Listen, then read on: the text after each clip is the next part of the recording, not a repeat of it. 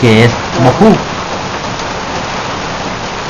Por tanto, interpretamos a través del libro de Job que el autor aplique el término Satán, que significa adversidad, oposición o acusador, a la manifestación del caos y desorden en este olam. O sea, si nosotros vemos la perspectiva hebrea, para ellos el Satán siempre fue esa destrucción primordial del Génesis. Nunca hablaron de un ángel caído. Todos en Israel, David, Elías, Josué, Moisés, todos sabían que Satán era esa destrucción, esa confusión. Para ellos, en base al texto de Génesis que ya vimos, el Satán es el desorden, es la destrucción.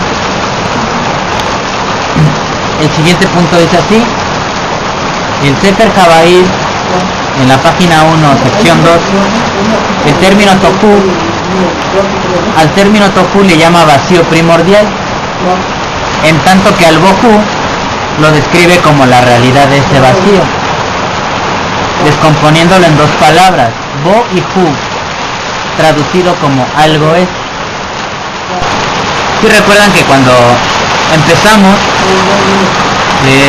dijimos que había tres textos básicos para desarrollar Cábala, que eran como recopilaciones de rabinos muy importantes de la antigüedad, que empezaban a hacer este tipo de interpretaciones. Pues el Sefer, uno de ellos es el Sefer Habair, el que está aquí.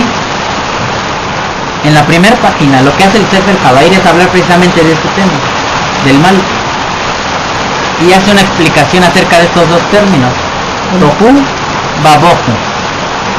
Y ellos dicen, en este texto, el Sefer Habair nos dice que la palabra Tohu y Bohu en realidad son lo mismo, solamente que Tohu es oscuridad en potencia y Bohu ya es la realidad del mal en este mundo. Eso es lo que ellos nos transmiten de su estudio del hebreo, que la palabra Tohu lo que quiere dar a entender es la oscuridad, el desorden, la destrucción, pero solamente en potencia, en Génesis. Pero cuando ya dice Bohu, es cuando eso que estuvo en idea ya se convierte en realidad, o sea, el mal que ya es palpable. Por eso en Bereshit se ocupan dos términos que son muy parecidos. Uno que es como la maldad en potencia, es Tohu, y Bohu es cuando ya es evidente, ya es una realidad del mal en este mundo. Eso es lo que nos explica el Sefer Habair, que es uno de los textos que ya mencionamos desde el primer estudio. Entonces, hasta aquí pues vamos a dejar claro esto, ¿no? El mal al cual se refiere Job en el libro de Job, para ellos, para la gente de esa época, y en sí, en la Torah en general, todos los que conocieron la Torah, David, Samuel, Salomón, todos ellos, nunca pensaron que el Satán fuera un espíritu, o que fuera un personaje. Para ellos el mal, la maldad, el Satán, siempre fue la destrucción que se menciona en Génesis 1:2. Todos tenían ese conocimiento. Las ideas que nosotros tenemos ya vinieron siglos después, cuando empezaron a tener contacto la sabiduría de Israel con los pueblos romanos, con los sumerios, con los asirios, con los egipcios, que son culturas que siempre fabricaban sus mitologías, porque ellos percibían el mal y el bien, pero ellos se daban a la tarea de fabricar mitologías para deificar cada aspecto, ¿no?, de este mundo. Estaba el dios del bien, la diosa de la fertilidad, estaba el dios del mal, el dios de la muerte, el dios del infierno, del inframundo, el dios, y de todo hacían dioses. Pero era la manera en que ellos explicaban estas cosas, pero en Israel nunca se explicó así. En Israel el mal es la oscuridad principal del Génesis, ese es Satán, esa es adversidad, esa es, porque la palabra Satán significa adversidad o oposición. No es un nombre, no es un sustantivo, es una palabra que significa oponerse, o un verbo, ¿no? O lo que se opone, oponerse, adverso, lo que es adverso, o alcanza como adjetivo, pero nunca es un sustantivo. Y lo que comentamos la vez pasada es como en nuestra Biblia, ya en estos tiempos, la palabra Satán, ¿cómo le escribe, no? Con mayúscula, como si se tratase de una persona. Y ahí ya nos están vertiendo a nosotros algo que nunca existió desde las épocas remotas. Primero partiendo de que dicen que rodear la tierra y recorrerla nada más, pero aquí no está diciendo el Satán que él hace eso. Él dice que la tierra la oscurece, la azota con su esencia, la azota y la destruye y la vacía, ¿no? Y en esta sección encontramos los mismos términos. Tierra, como en Génesis, la tierra estaba vacía y desordenada, ¿no? Y aquí dice el Satán que la tierra él la desordena, él la vacía y la oscurece. Es lo mismo. No sé si hasta aquí va quedando algo claro o se van confundiendo. Todos al final pueden hacer ustedes las preguntas que quieran. Vamos a continuar. Dice aquí Elohim, al próximo subtítulo, un grado de Yod-Hei Vav-Hei que ordena el Olam. Hasta aquí hemos tomado en cuenta el número 2, ¿no? Hemos visto que es una dualidad. Hay dos fuerzas que están presentes en este mundo. Y que en Bereshit nos dice que todo estaba en mal, que todo estaba en oscuridad. O sea, la fuerza negativa cubría todo. Y tuvo que llegar el momento en que esa fuerza llegó a un límite. Alguien con el suficiente poder que tenía, se dio a la tarea de ponerle límite al mal, de darle un lugar, de neutralizarlo, pero no neutralizarlo porque sí, sino poner la contraparte, que es el bien. Y no dejarlo que cubra todo, sino darle un lugar, y darle un lugar al mal y un lugar al bien. Eso es lo que viene a hacer Elohim cuando empieza a ordenar este mundo.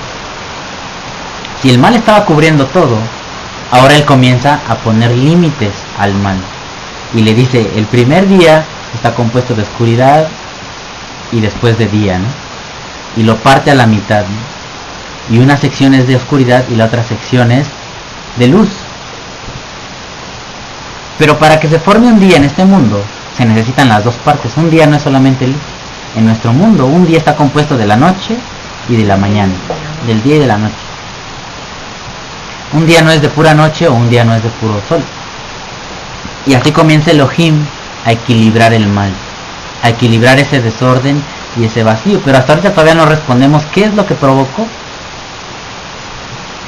qué es lo que puso desde el inicio que estuviera ese mal en este Olam, destruyendo, confundiendo, un caos total, ¿no? Porque nada tenía orden.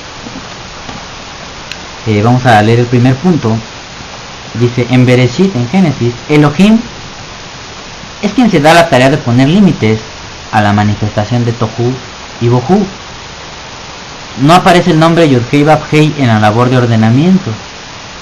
Según lo que hemos podido aprender de las interpretaciones cabalísticas, Tohu y Bohu son la consecuencia de haber ingresado las 10 sefirot de Ein Sof a este Olam. Aquí nos vamos a detener. Fíjense bien. La vez pasada dijimos, cuando nosotros leímos Job, nos dimos cuenta de un detalle muy importante, que dice que los hijos de Elohim se presentaron ante Yod-Hei Vav-Hei. O sea, lo describe como dos personas diferentes, como que Elohim tiene sus hijos, pero va y se los presenta a Yod-Hei Vav-Hei. Y en el relato de Bereshit de Génesis, el que está ordenando todo es Elohim. No aparece el nombre de las 4 letras, aparece solamente Elohim. Él es el que se da la tarea de poner limitaciones y de balancear este mundo. Nosotros ya habíamos mencionado esto, que en la Cábala se hace la interpretación así ya general. Ahorita vamos a ver por qué. Que esa oscuridad principal se originó cuando Ein Sof vertió su sefirot a este mundo, a este Olam. Dijimos que Ein Sof está al centro, ¿no? Él es puro, él es único. Pero el momento en que él decide manifestarse fuera de él, crea una dimensión. Y se manifiesta y vierte en esa dimensión, en el primer mundo, sus 10 sefirot. Pero todavía hay mucha fuerza. Vuelve a crear otra dimensión y vuelve a vertir sus sefirot ahí, las 10. En este Olam, en este último mundo en el que nosotros estamos, cuando él ingresa a la sefirot, se desata todo el poder de Yod-Hei Vav-Hei, de su esencia, y no haya la manera de tener equilibrio en este mundo. Es decir, fuera su esencia, lo que tiene Elohim, sus atributos, fuera de él no pueden ser controlados. A la manera de los salmos ellos decían, ¿no? que quién puede contener, ni los cielos de los cielos pueden contener a Elohim, porque su poder es gigantesco, es incontable, ¿no? Incomprensible. Y cuando se entran las 10 sefirot a este olam, a esta última capa de todos los mundos que se fueron creando o existiendo, pues las sefirot no tienen un sostén, algo que las ordene. Y fuera de Elohim no tienen control, fuera de Ein Sof. Y eso es lo que da origen al Satán. Esa fuerza tan destructiva que nadie la podía ordenar. De hecho no existía otro ser, era solamente Ein Sof desenvolviéndose, no había otros seres diferentes a él. Y lo que él hace es pronunciar el nombre de Elohim, y en base a este nombre, a lo que representa la palabra Elohim, es que él se da la tarea de poner orden y equilibrio a las 10 sefirot. Pero antes de que empiece Elohim a hablar, sea la luz, sea esto, sea lo otro, todo era desorden. Y a ese desorden es el Satán. Esa es la interpretación cabalística. Y ahorita vamos a ver dónde tendría su origen en la Torah. Si es que hay alguna manera de que, bueno, eso es lo que ellos dicen, pero si yo la Torah también estará ahí, ¿y será que no me he dado cuenta? Eso es lo que vamos a estudiar hoy. Vamos a tratar de comprender si es válida esa interpretación que nos dicen, que el mal lo originó Hashem mismo al expulsar su esencia a este olam. Y como no había algo que rigiera, algo que gobernase este mundo, hasta que él se manifestó el nombre de Elohim, como en el nombre de Elohim, este nombre significa poder. Es el nombre que se le da a todos los jueces que hacen equilibrio, que juzgan a los demás. Pues así el nombre de Elohim es el que se dio a la tarea de ordenar todo. ¿Hasta aquí les causa algún problema, alguna confusión? Es complicado imaginar este cuadro, este panorama. ¿Sí? Ahorita vamos a seguir explicando más cosas. Ajá. Sí, ahorita lo podemos explicar al final otra vez, para que quede y no lo vamos a repetir así dentro del video. Bueno, esta es la interpretación cabalística, pero ahorita vamos a ver si tiene aplicación o no en la Torah. O sea, porque todos los cabalistas estudian Torah, no estudian otros libros, estudian principalmente la Torah, y de ahí ellos interpretaron algo, y por eso se dan a la tarea de decir, ese vacío, ese Satán, esa destrucción primordial la provocó Hashem mismo al expulsar su poder fuera de él, y afuera de él no se puede controlar hasta que pronuncia el nombre Elohim, y ese nombre tiene el poder suficiente para sujetar todo y darle un orden. Esa palabra va a ser muy importante a lo largo de la escritura, Elohim. Por eso es el primer nombre que aparece en Bereshit, porque tiene la cualidad de causar orden en este mundo. Cuando nosotros vemos que el mal es más grande en este mundo, ¿qué creen que se necesite hacer? Sino que aparezca alguien que represente a Elohim, alguien que tenga la capacidad de perfeccionarse como yo, de ser completo, que no le falte ninguna sefirot, y eso demuestra que él es el indicado para ordenar el mundo y sujetar al Satán en su lugar, donde debe estar. Que no cubra la tierra, porque él dice, cuando le pregunta ¿de dónde vienes? Vengo de azotar la tierra toda. ¿Qué nos da a entender esto? Que la generación de Job estaba hundida en el mal. Toda la tierra se estaba corrompiendo, y solamente Job no había sido alcanzado hasta ese momento, por la perfección que tenía. Y eso es lo que da a entender este texto, que el Satán se encargaba de azotar la tierra y de hacer lo que quería, porque no había alguien que manifestase el soporte que da esa palabra, Elohim. Y Job es el que vino a ocupar ese lugar, de sujetar al Satán y dar equilibrio otra vez y orden a este mundo. Ahora vamos a continuar. Dice así, después donde decimos Ein Sof en este olam. Ahora es nuestra labor el poder encontrar fundamentos en la Torah y los Nevi'im, los profetas, para dichas afirmaciones, si es que en verdad los hay. El siguiente punto. La palabra Elohim tiene un valor en la gematría reducido de 5. Ahora lo vamos a escribir. Ahora, la palabra olam es mundo. Tiene dos formas de escribirse, ya vimos la dualidad.